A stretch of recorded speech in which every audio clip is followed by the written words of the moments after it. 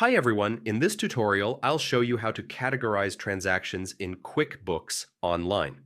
Categorizing transactions correctly keeps your books accurate and helps you stay on top of your business finances.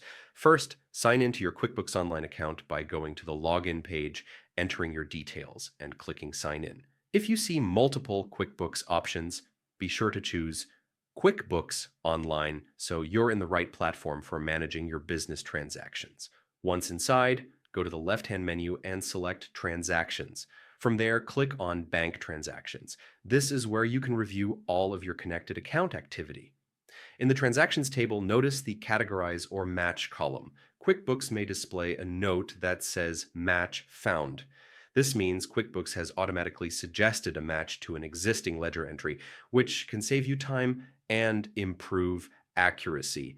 If no match is found, you'll need to assign the correct category yourself.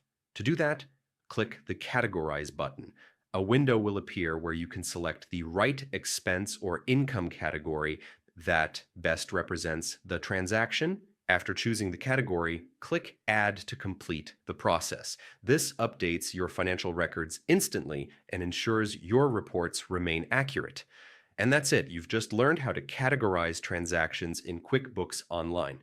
Keeping up with this process will make your financial data more organized and give you clearer insights for reporting and taxes. Thanks for watching, and I'll see you in the next tutorial.